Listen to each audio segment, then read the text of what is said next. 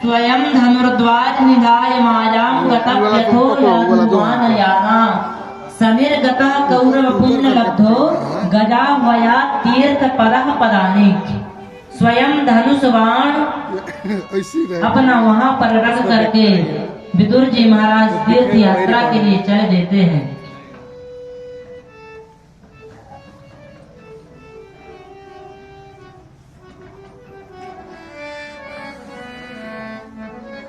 और जैसे तीर्थ यात्रा में जाते हैं तो तीर्थ यात्रा में चलते चलते मैत्रेय मुनि से मिल जाते हैं।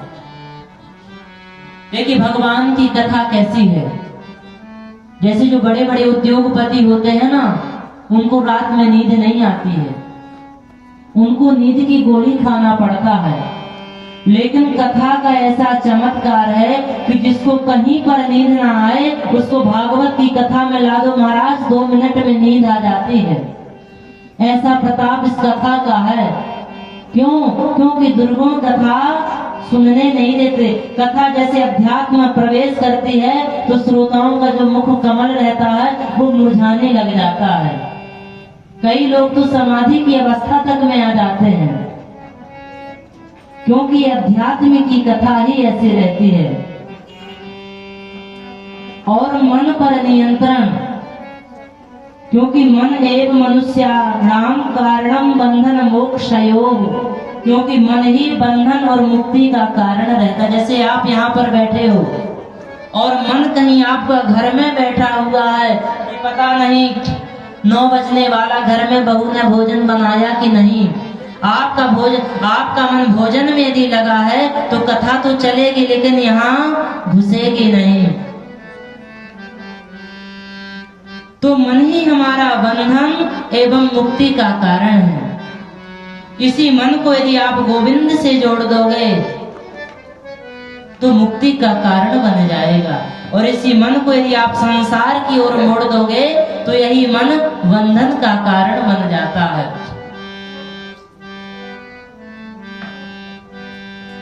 तो विदुर जी से मैत्रेय जी मिल जाते हैं।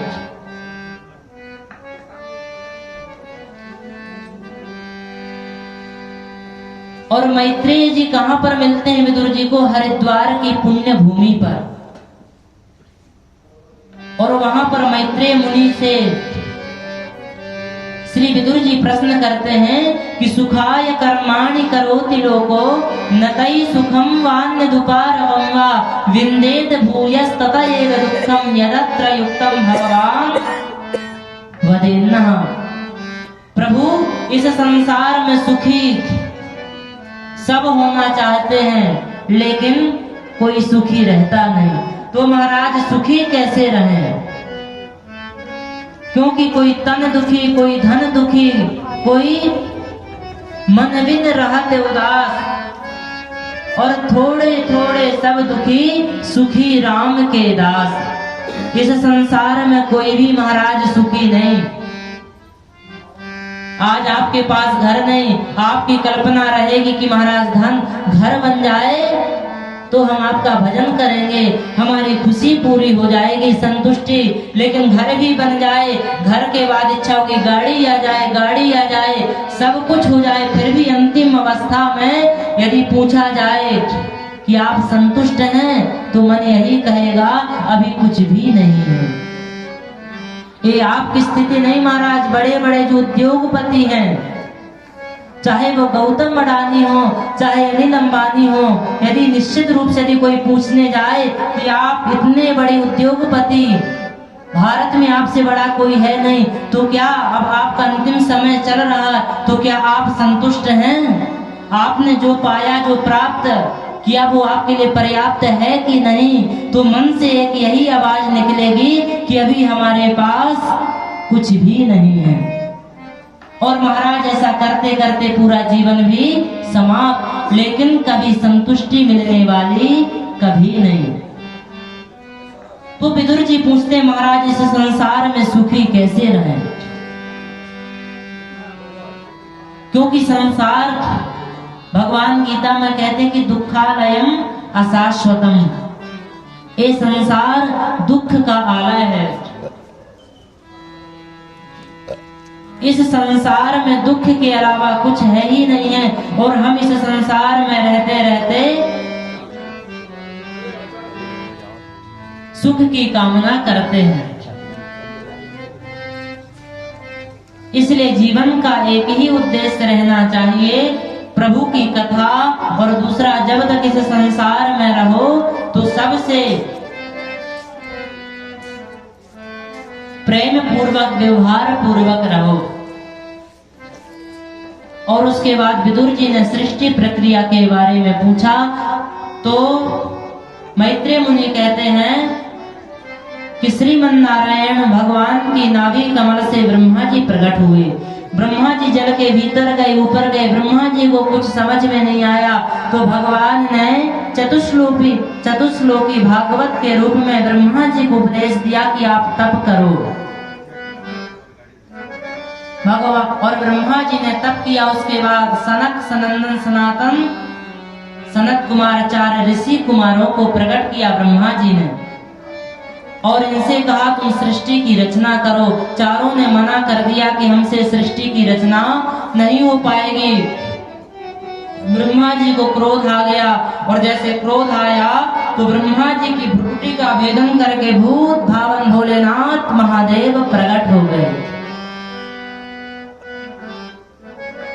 भोलेनाथ से ब्रह्मा जी ने कहा कि प्रभु अब आप सृष्टि की रचना करो। तो भोलेनाथ ने भूत प्रेत डाकनी पिशाचनी बनाना तैयार कर दिया। किसी का मुख थोड़ा सा बनाए तो पेट बड़ा कर दे, किसी के एक पैर बना दे, किसी के 10 पैर लगा दे। विकराल सृष्टि की रचना भोलेनाथ ने प्रारंभ कर दी। ब्रह्मा जी हाथ जोड़े, प्रभु सृष्टि बंद करो, क्योंकि आप जिस सृष्टि की रचना कर रहे हो इससे कोई जीवित रहेगा नहीं।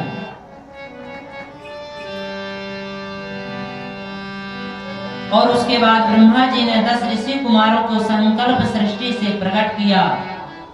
मरीचि, अत्रि, अंगिरा, पुलस्त, पुला, क्रतु, भृगु, वशिष्ठ, दक्ष और 10वां तत्र नारदा। ब्रह्मा जी के मानस पुत्रों में सबसे छोटे 10वें पुत्र नारद जी हैं। और वाणी से सरस्वती जी को प्रकट किया और छाया से करदम ऋषि जी को प्रकट किया। और दक्षिणांग से मनु और वामांग से शत्रुपा और मनु और शत्रुपा से ये सृष्टि प्रारंभ होती है। एक दिन मनु गए ब्रह्मा जी के पास, कहने लग गए कि हम सृष्टि की रचना तो करना चाहते हैं लेकिन पृथ्वी का हरण करके हिरण्याक्ष ले गया। हिरण्याक्ष कौन है? ये भगवान के द्वारपाल जय और विजय हिरण्याक्ष और हिरण्यकशिपु थे।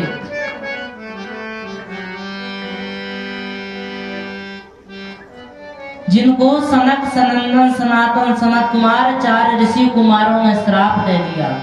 एक बार वैकुंठ में दर्शन के लिए 4 ऋषि कुमार गए, द्वारपालों ने रोक दिया। तो इन 4 ऋषि कुमारों ने श्राप दे दिया कि तुम 3 जन्मों तक राक्षस बन जाओ। तो इनका जो पहला जन्म होता है हिरण्याक्ष और हिरण्यकशिपु का, दूसरा जन्म होता है रावण और कुंभकर्ण का, तीसरा जन्म होता है इनका शिशुपाल और दंतवक्त्र का। तो भगवान वाराह अवतार धारण करके समुद्र से पृथ्वी को निकाल करके स्थापित करते हैं और हिरण्याक्ष का वध करते हैं। और तब जब हिरण्याक्ष का वध भगवान कर देते हैं तो हिरण्यकशिपु भगवान का दुश्मन बन जाता है।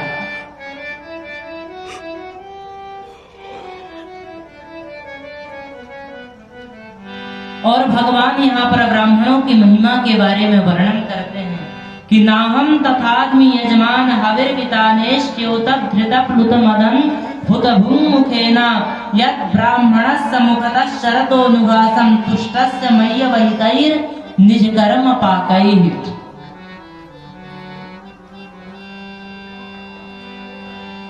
जब संकादियों ने भगवान के द्वारपालों को श्राप दे क्या?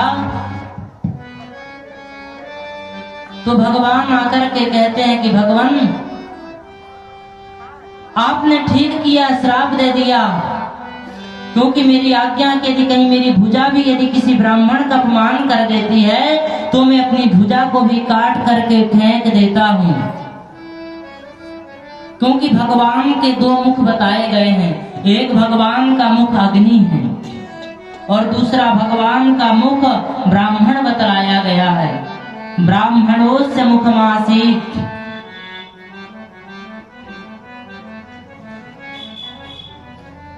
और भगवान कहते हैं कि मैं ब्राह्मणों का ब्रह्मण्यस्य, मैं ब्राह्मणों का बहुत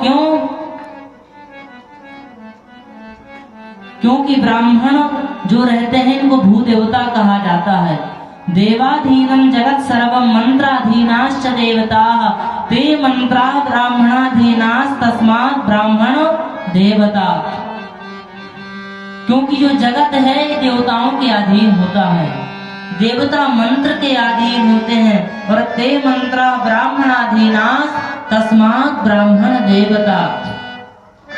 साक्षात पृथ्वी का यदि कोई देवता है तो वो है ब्राह्मण। इस प्रकार से भगवान सनकादियों की स्तुति करते हुए कहते हैं।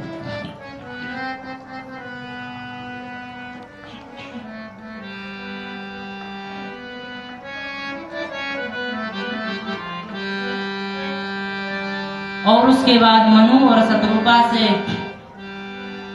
5 संतान हुई, 2 पुत्र और 3 बेटी। तो भागवत में सबसे पहले 3 बेटियों का वर्णन है, आकुति, देवहूति और प्रसूति। देवहूति का विवाह कर्दम ऋषि जी के साथ हुआ। कर्दम ऋषि जी विवाह नहीं करना चाहते थे।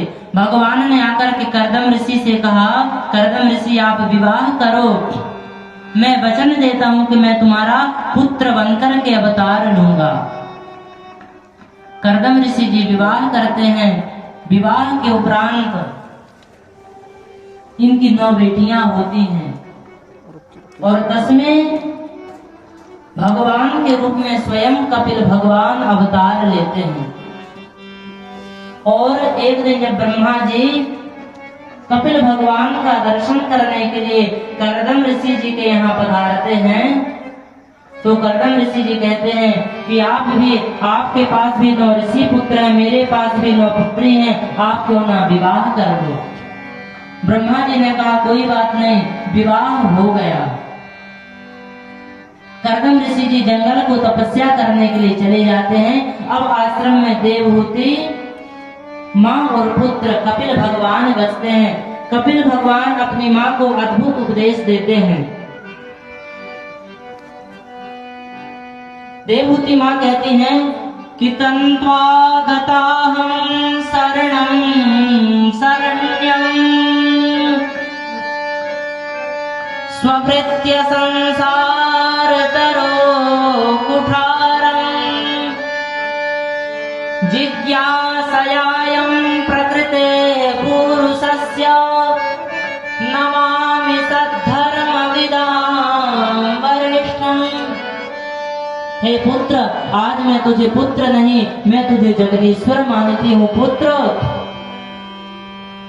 मेरे अज्ञान रूपी अंधकार को अपने खड्ग रूपी शस्त्र से मेरे अज्ञान रूपी अंधकार का पुत्र नाश कर दे।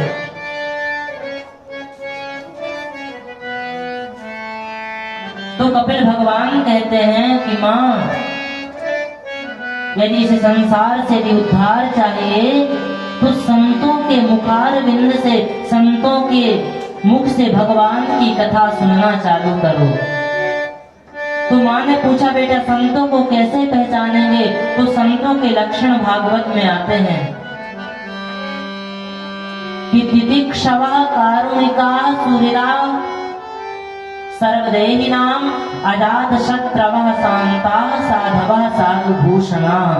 यहाँ पर संतों के 5 लक्षण बताए हैं कि जो बड़े तितिक्षवा जो सहनशील हो उसे संत कहते हैं, जो करुणावान हो उसे संत कहते हैं, जो सभी में जो भगवान का दर्शन करे उसे संत कहते हैं। और संतों का इस संसार में कोई शत्रु नहीं होते हैं। साधवः साधु भूषणा,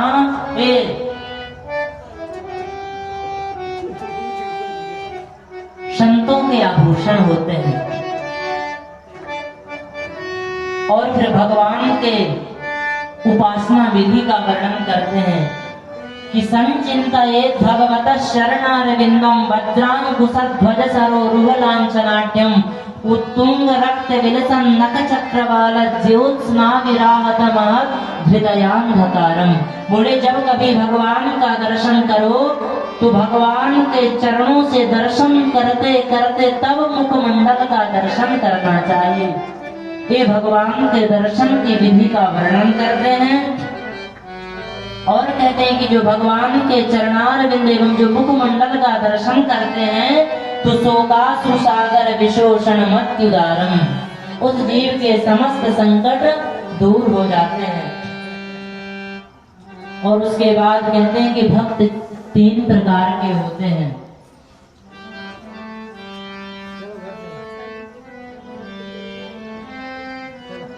बोले जो मूर्ति में भगवान का दर्शन करते हैं वो साधारण भक्त होते हैं।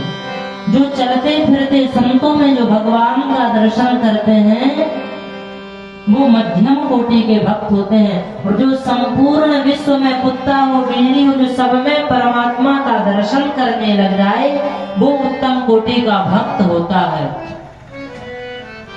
और एक चौथे प्रकार का भक्त होता है कि जो दिन रात भगवान की भक्ति करता है। भगवान आकर के कहते हैं कि मेरे से कुछ तो ले लो, कुछ तो मांग लो, लेकिन भक्त मना कर देता कि भगवान मुझे कुछ नहीं चाहिए। और दूसरी बात, भगवान के नारायण के भक्त आपको 2 प्रकार से देखने को मिलेंगे इस संसार में। एक तो ऐसे भक्त होंगे नारायण के जिनके पास कुछ भी नहीं होगा। क्या नहीं होगा महाराज? कुछ भी नहीं होगा। एक वक्त का खाने के लिए भी नहीं होगा। एक भक्त नारायण के ऐसे रहते हैं। और दूसरे एक ऐसे भक्त रहते हैं कि जो दुनिया के सबसे बड़े उद्योगपति रहते हैं। क्यों? क्योंकि जैसे आप लक्ष्मी की पूजा करते हो दीपावली में, लक्ष्मी आ तो जाएंगी लेकिन लक्ष्मी का स्वभाव महाराज चंचला होता है। आएंगी जाएंगी आएंगी जाएंगी, लेकिन जब आप यदि नारायण की पूजा करोगे, नारायण की भक्ति करोगे तो लक्ष्मी को स्वयं आना पड़ता, फिर लक्ष्मी को बुलाना नहीं पड़ता। तो भगवान कहते कि मैं देने की भक्तों को बहुत कोशिश करता हूँ, लेकिन मेरे भक्त ऐसे रहते कि मेरे से कुछ लेते नहीं है। तो भगवान कहते हैं कि न तथा में प्रियतमा आत्मयोनिर्न शंकरा। बोले मुझे ब्रह्मा जी और शंकर जी भी उतने प्रिय नहीं लगते कि जितने मुझे अपने भक्त प्रिय लगते हैं। इस प्रकार से भक्तों का निरूपण करते हैं। और कपिल भगवान समझाते हुए माँ से कहते हैं कि माँ,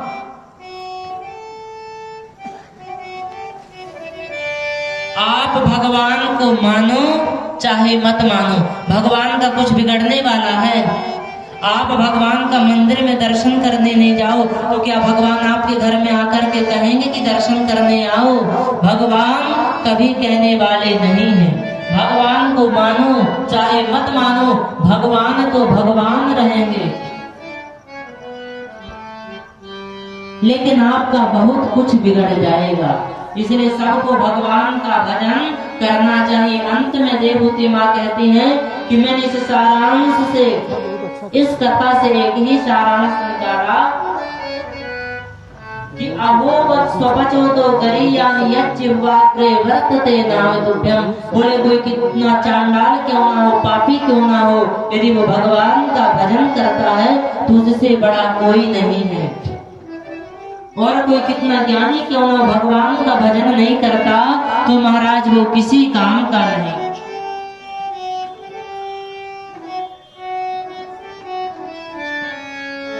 उसके बाद वर्णन आता है आकुति का।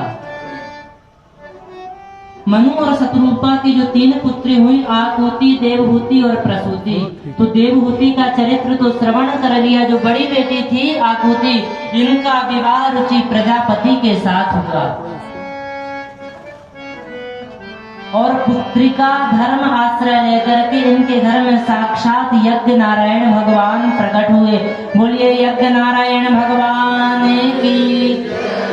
और यज्ञ नारायण का विवाह दक्षिणा नाम की कन्या के साथ हुआ।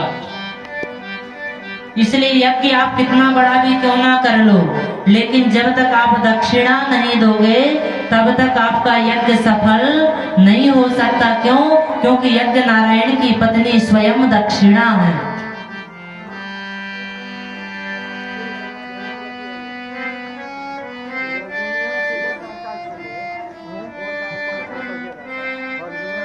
और कहते हैं जो बुलाया गया उसको,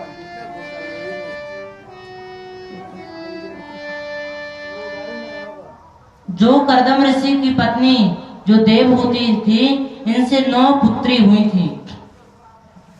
उनमें एक पुत्री का नाम था अनुसुईया, जिनका विवाह अत्रि ऋषि के साथ हुआ था और इनकी कोई संतान नहीं थी। तो अत्रि ऋषि जी ने ऐसा तप किया कि तप के प्रभाव से ब्रह्मा विष्णु महेश प्रकट हो गए और कहा कि वरदान मांगो।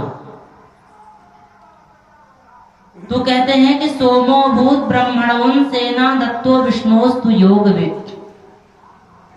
ब्रह्मा जी के अंश से चंद्रमा का जन्म होता है और शिव जी के अंश से दुर्वासा ऋषि जी का जन्म होता है और श्रीमन नारायण भगवान के अंश से दत्तात्रेय भगवान प्रकट होते हैं।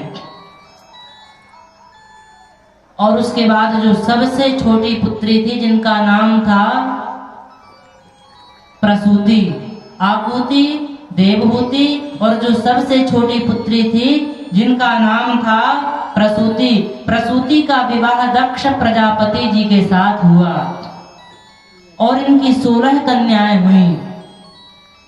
13 कन्याओं का विवाह धर्म के साथ हुआ और जो मूर्ति नामक धर्म की पत्नी थी, इनके गर्भ से साक्षात नर नारायण भगवान के रूप में प्रकट हुए, जो बद्री नारायण धाम में आज भी विराजमान है। और स्वाहा नाम की पुत्री का विवाह अग्नि के साथ हुआ। इसलिए जब भी हम कोई आहुति देते हैं तो लास्ट में बोलते हैं अग्नये स्वाहा, क्योंकि यदि हम किसी भी देवता को आहुति देते हैं तो ये कार्य अग्नि का रहता है, अग्निदेव का। जैसे आपने आहुति दी, अग्निदेव उसको स्वीकार करके उस देवता तक पहुंचाते हैं।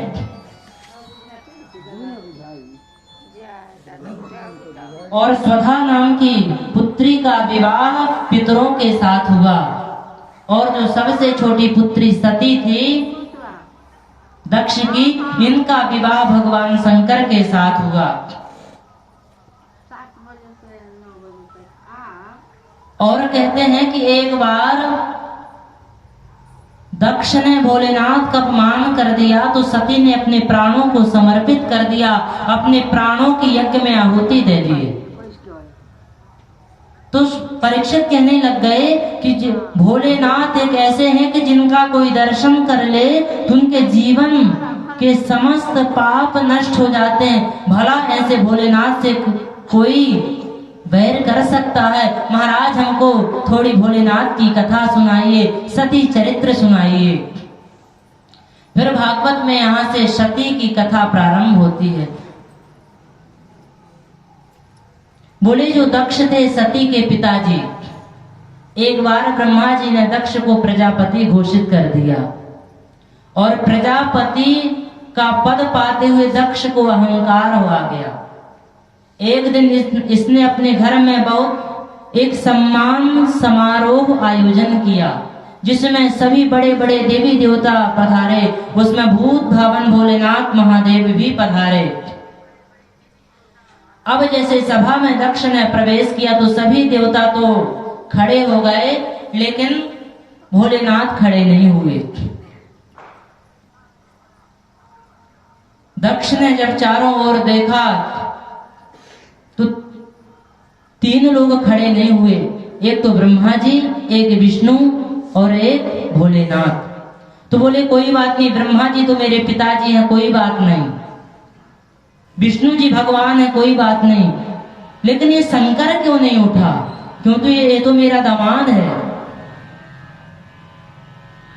तो दक्ष एकदम भोलेनाथ को अपशब्द कहने लग गया कि श्रूयताम ब्रह्मर्षयो में सह देवा सहाग्नयः साधूनां ब्रुवतो वृत्तम नाज्ञानान्न चमत्सरात्।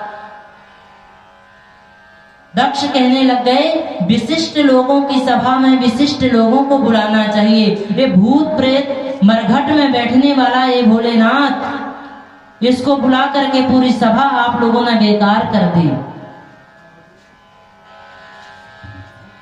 भोलेनाथ तो भोलेनाथ है, छड़े रुष्टा छड़े तुष्टा, रुष्टा तुष्टा छड़े छड़े। भोलेनाथ को एक तो क्रोध आता नहीं, और क्रोध आ जाए तो किसी को छोड़ते नहीं। भोलेनाथ अपना मुस्कुराते रहे, भोलेनाथ कुछ भी नहीं बोले और कहने लग गया कि अयम तो लोकपाला नाम यशोघ्नो निरपत्रपा। अरे इस निर्लज्ज को तो सभा में बुलाना ही नहीं चाहिए। भोलेनाथ फिर भी मुस्कुरा रहे हैं।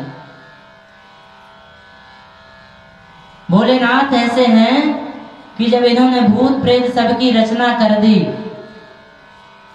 अभी रोते रोते एक बार भोलेनाथ के पास पहुंचे, बोले प्रभु हम जिस घर में जाते हैं लोग हमको किसी बोतल में बंद करा के जमीन में गाड़ देते, हम कहाँ जाएं? आपने हमको बना तो दिया प्रभु, अब हम कहाँ जाएं? भोलेनाथ ने कहा चिंता मत करो, जिनको दुनिया में कोई नहीं अपनाता उसको भोला ये भोलेनाथ अपनाता है। बोले कोई बात नहीं, चिंता मत करो, तुम मेरे घर में आ जाओ। भोलेनाथ ने सबको रख लिया और जब भोलेनाथ का विवाह होने लग गया पार्वती जी के साथ, तो सभी देवता बारात के लिए तैयार हो गए। तो श्रीमन नारायण भगवान भोलेनाथ से बोले प्रभु बड़ी मुश्किल से तो आपका विवाह सेट किए हैं और आप कहीं भूत प्रेतों को ले चलोगे तो जो शादी होने वाली है वो दूर ही से कैंसिल हो जाएगी। तो प्रभु आपसे एक ही प्रार्थना है कि इन भूत प्रेतों को आप यहीं मरघट में ही छोड़ दीजिए, इनको अपने साथ में लेके मत चलिए।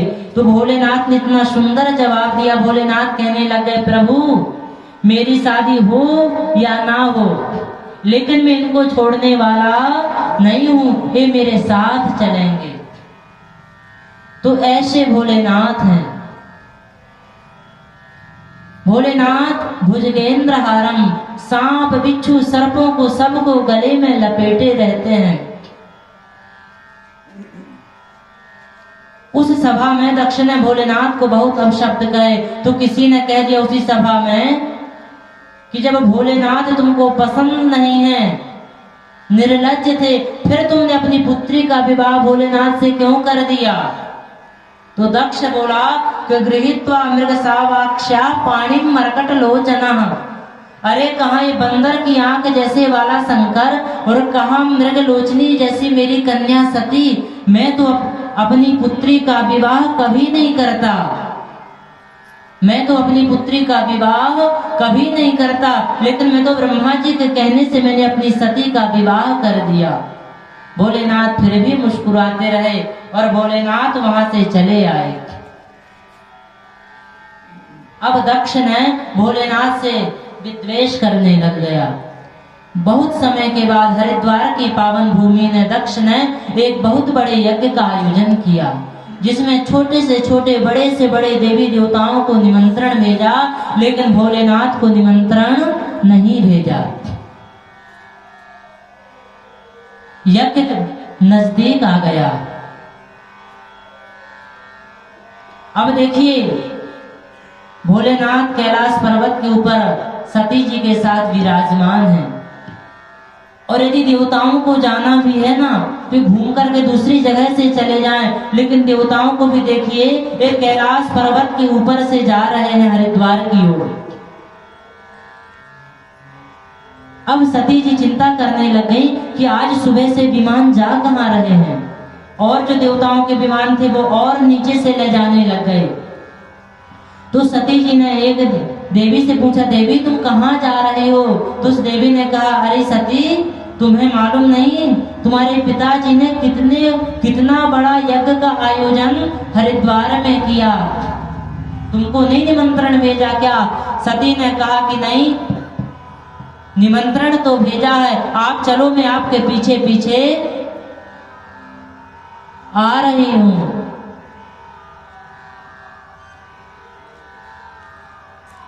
अब सती जी आती हैं भोलेनाथ के पास और भोलेनाथ से प्रणाम करते हुए, चरणों की सेवा करते हुए कहने लगे, प्रभु आपको पता है ये विमान कहाँ जा रहे हैं? भोलेनाथ ने कहा, हाँ देवी मुझे मालूम है।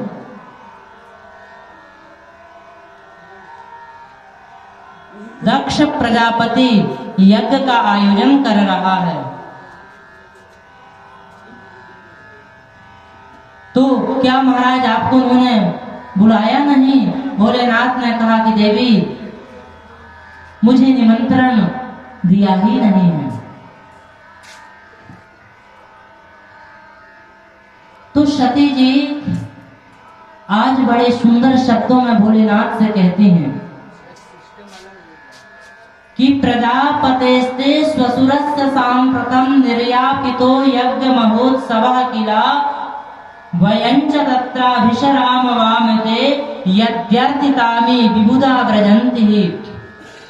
भोलेनाथ आपको मालूम है आपके ससुर जी ने आपकी ससुराल में बहुत बड़े यज्ञ का आयोजन किया।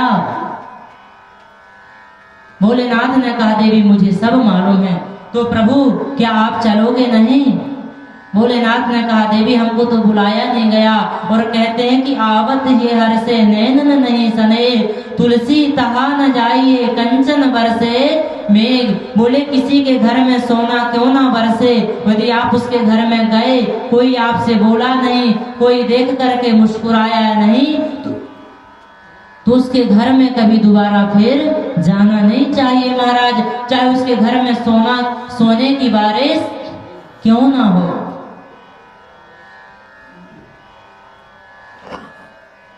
सती जी कहने लग गई, भगवान हो सकता है, क्योंकि जब कोई बड़े जब कार्यक्रम होते हैं तो सबसे नजदीक वाले व्यक्ति को कार्ड देना व्यक्ति भूल जाता है।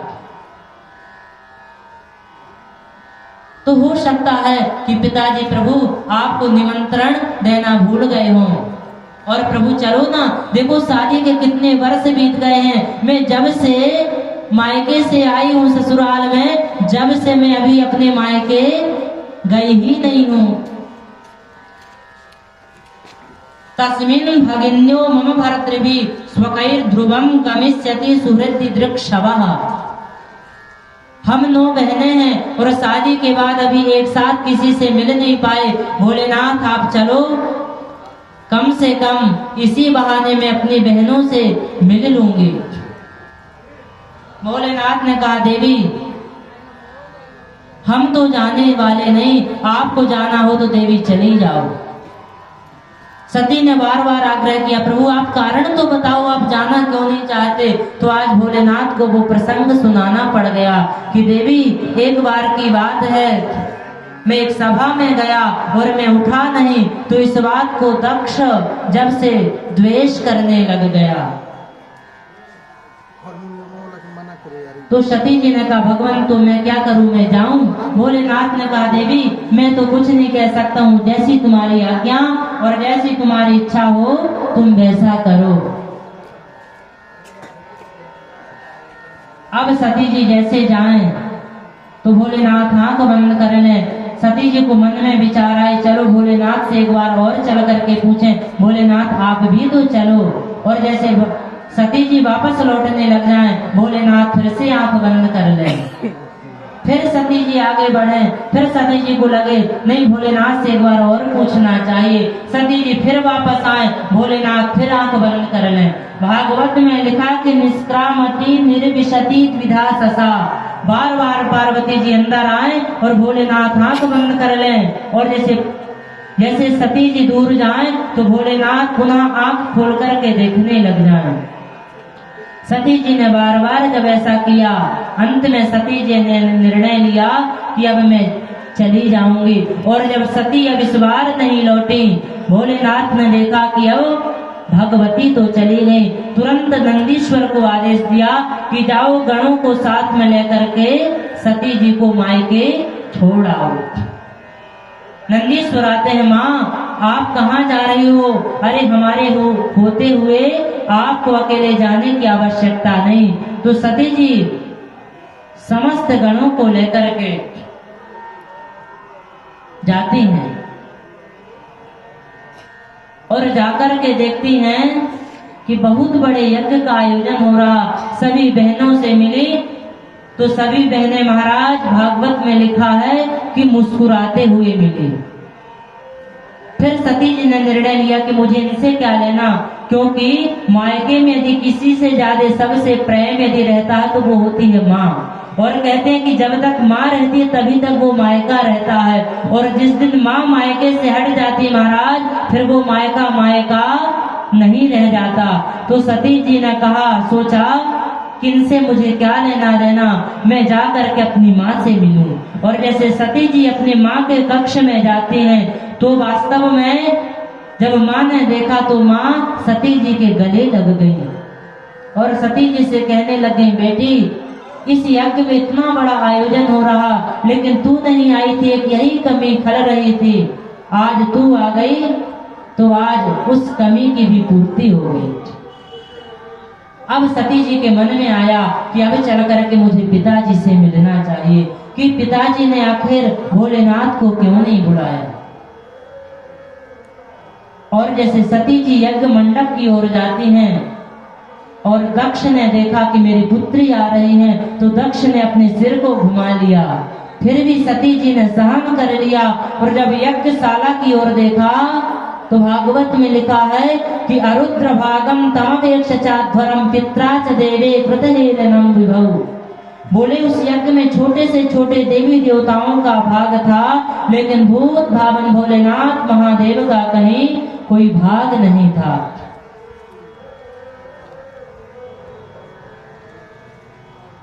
सती जी से देखा नहीं गया। सती जी को क्रोध आ गया और कहने लग गई, अरे दक्ष तू इतना बड़ा अभिमानी हो गया कि जिन भोलेनाथ को दुनिया पूजा करती है, जिन भोलेनाथ को दुनिया स्मरण करती है, यद्वयक्षरम नाम गिरे ऋतम नृणाम सकृत प्रसंगा दगमासु हन्ति तत्। कोई यदि अपनी जिह्वा से शिव उच्चारण कर ले तो उसका कल्याण हो जाता है, ऐसे शिव का तुमने अपमान किया। और बहुत अब शब्द सती जी कहने लग गई और सती जी कहने लग गई कि पिताजी आपने मेरा अपमान किया, चल गया, लेकिन आपने भोलेनाथ का अपमान किया। मैं वापस जाती हूँ और भोलेनाथ मुझसे पूछेंगे, कहो देवी कैसा स्वागत हुआ, आओ दक्ष कुमारी, आओ दाक्षायणी, तो मैं क्या जवाब दूंगी कि मैं गई थी और आपके लिए प्रभु उस यज्ञ में कोई भाग नहीं था।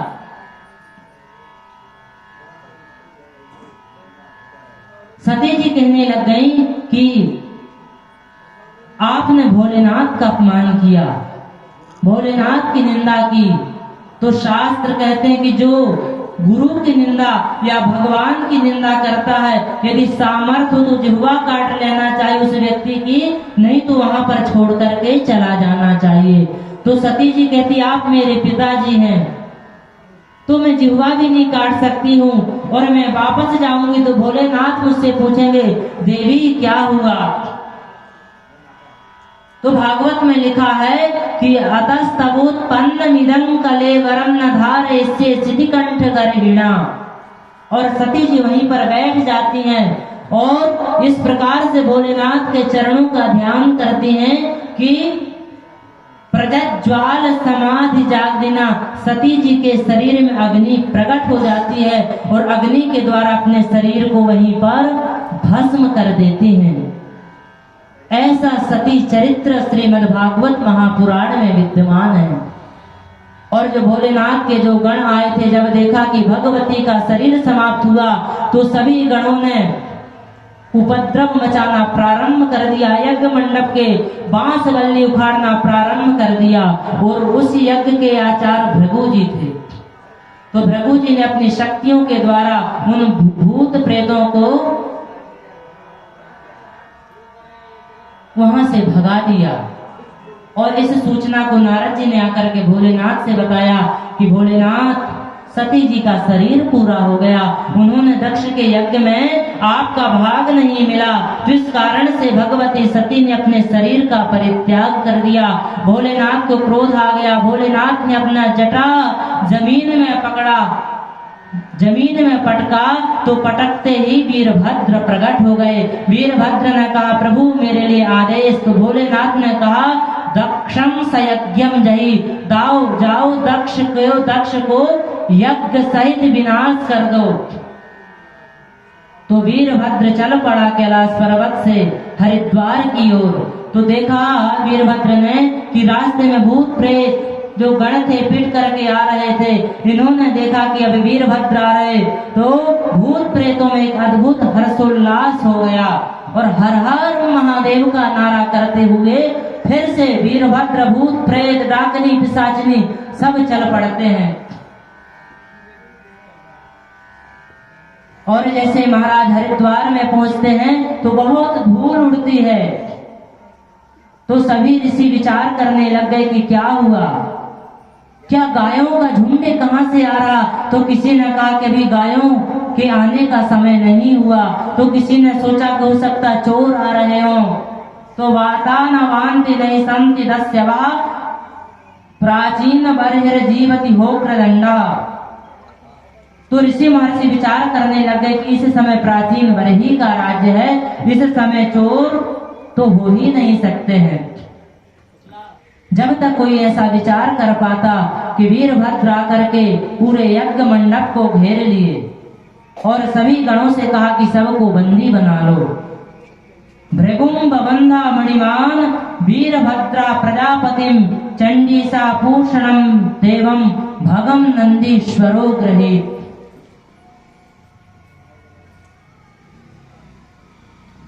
भृगु नाम के ऋषि को मणिमान नामक गण ने और वीरभद्र ने प्रजापति को पकड़ लिया और समस्त भूत प्रेतों से कहा कि जाओ दक्ष के यज्ञ का विनाश कर दो। तो सभी ने फिर से जो भंडारे में जो सामान सब्जी पूड़ी जो बन रही थी सबको फेंक फाक के एक साइड लगा दिए। जितने यज्ञ के बांस वाली थे सब हवन कुंड में सबको स्वाहा कर दिया। और उसके बाद गणों से कहा कि अब तुम बताओ कि अब इनको क्या दंड दिया जाए।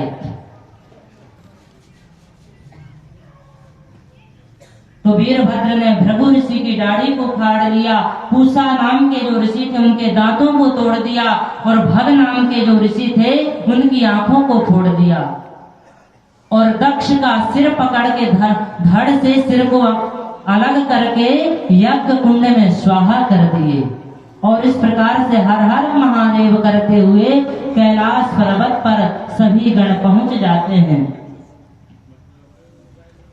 और उसके बाद जो ऋषियों का अंग प्रत्यंग विहीन हो चुका था ये ब्रह्मा जी के पास गए, ब्रह्मा जी से कहे कि प्रभु हमारी रक्षा करो। तो ब्रह्मा जी ने कहा कि जिस यज्ञ में निमंत्रण सबको दिया गया और जिस यज्ञ में भोलेनाथ को निमंत्रण नहीं दिया ऐसे यज्ञ में जाना भी नहीं चाहिए। देखो नारायण भी उस यज्ञ में नहीं गए, हम स्वयं ब्रह्मा भी नहीं गए, तो तुम लोगों को भी उस यज्ञ में नहीं जाना चाहिए।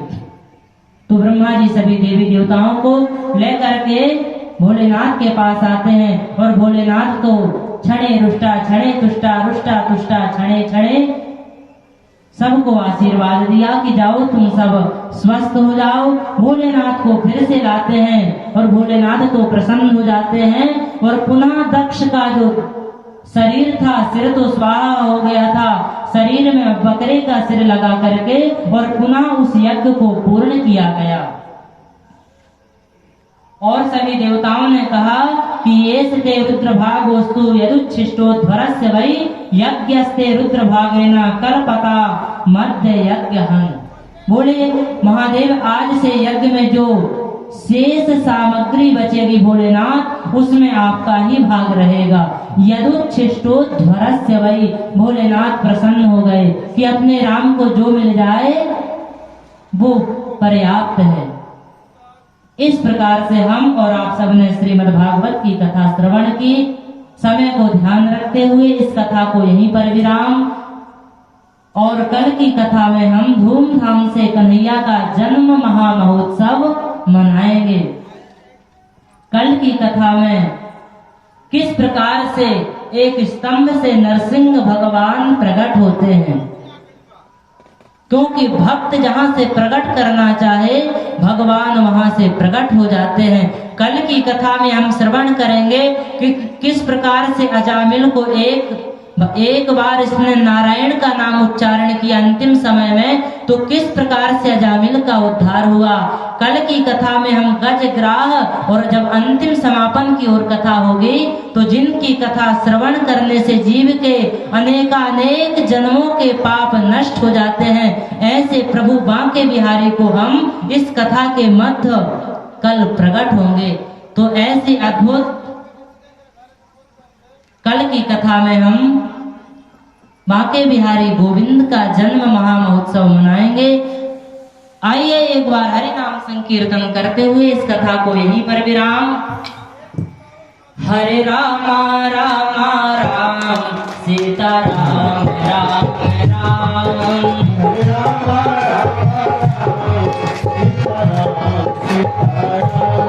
हरे राम राम राम सीता राम राम राम, हरे राम राम राम सीता राम राम राम, हरे राम राम राम सीता राम राम राम, हरे राम राम राम सीता राम राम राम,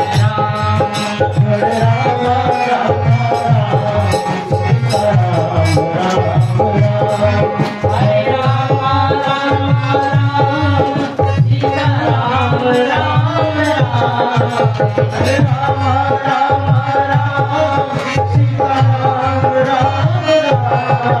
हरे राम राम राम सीता राम राम राम, हरे राम राम राम सीता राम राम राम, हरे राम राम राम सीता राम राम राम, हरे राम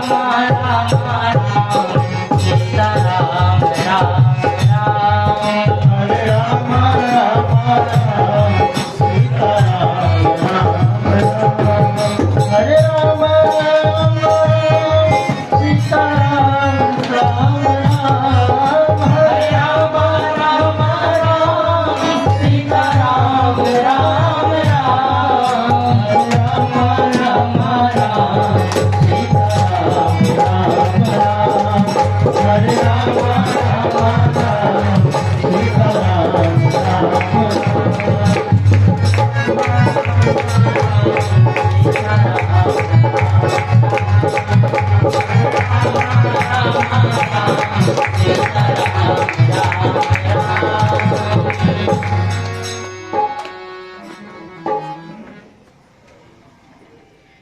बोलिए प्रेम से श्रीमद् भागवत महापुराण की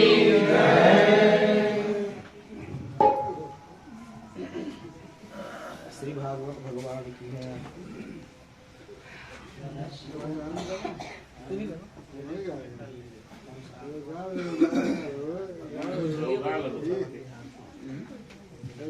हो जाए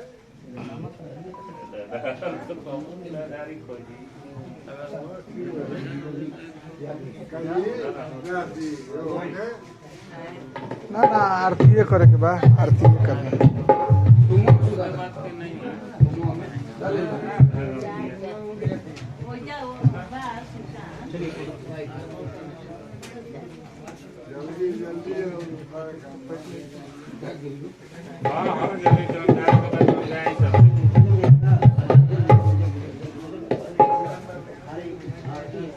स्टैंडवा हटा देना है अब।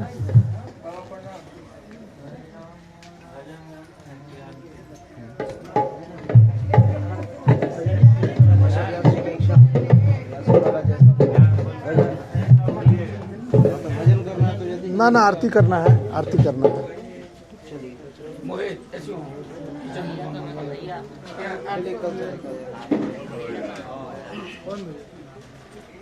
आलोक बाबू,